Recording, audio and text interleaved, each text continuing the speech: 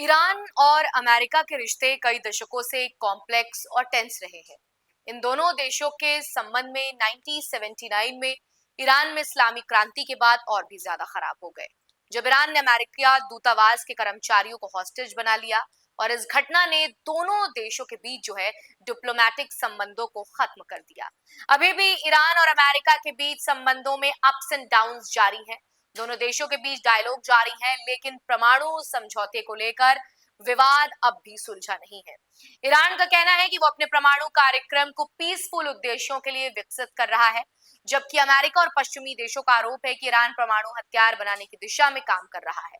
इस प्रकार ईरान और अमेरिका के रिश्ते अब भी डेलिकेट स्थिति में नहीं है, जो अंतर्राष्ट्रीय राजनीति और ग्लोबल सिक्योरिटी पर बड़ा प्रभाव डालते हैं।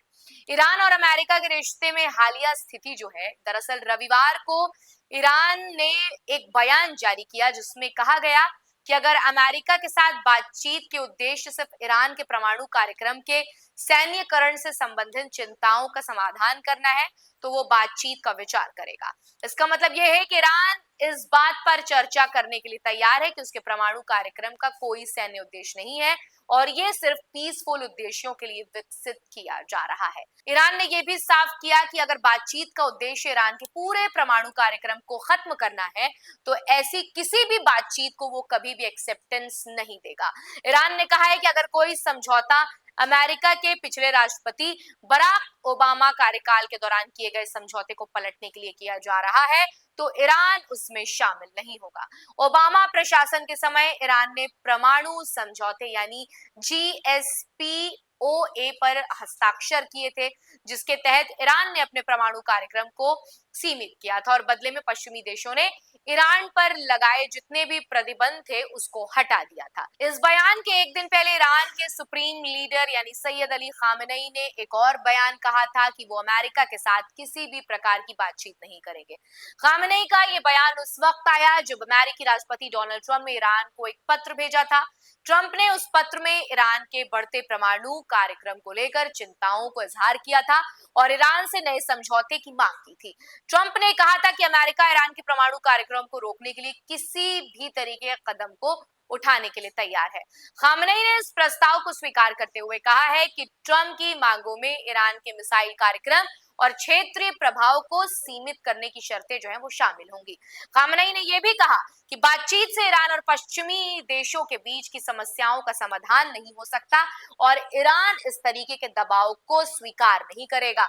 उनका कहना है कि ईरान का लक्ष्य अपनी संप्रभुता को बनाए रखना और वो किसी भी विदेशी दखल को एक्सेप्टेंस नहीं देगा, ना ही स्वीकार करेगा। ईरान के परमाणु कार्यक्रम को लेकर अमेरिका और इजराइल दोनों ने चेतावनी दी है कि वो ईरान को कभी भी परमाणु हथियार हासिल नहीं करने देंगे, यानी कि इजराइल भी इसमें कूद गया है।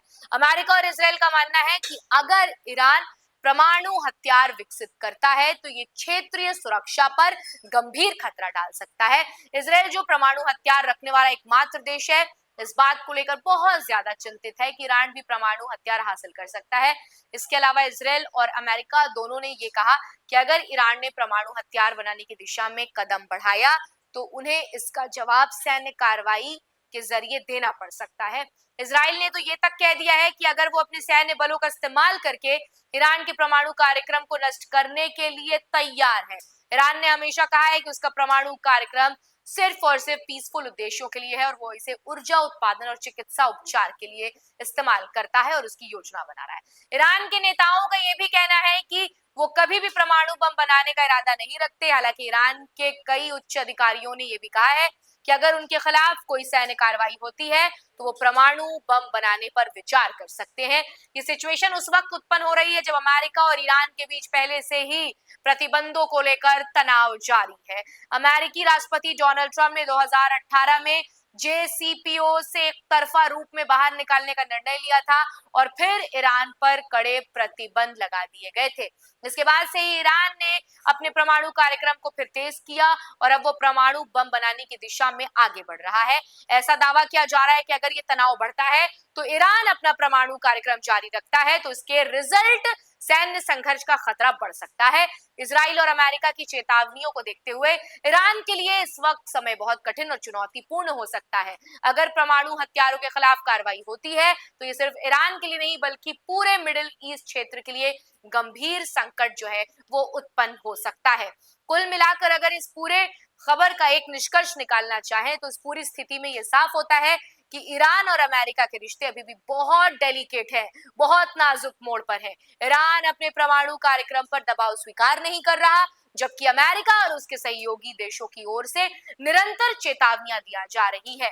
इस समय बातचीत की दिशा में परिणाम पूरी तरीके से अनिश्चित है और ये समय बताएगा कि तनावों में समाधान किस प्रकार निकलेगा। फिलहाल आज की इस वीडियो में इतना ही। आपको हमारा ये वीडियो कैसा लगा हमें कमेंट सेक्शन में लिखकर जरूर बताइए और ऐसे ही तमाम अहम जानकारियों से जुड़े रहने के लिए बने रहिए DNP इंडिया के साथ।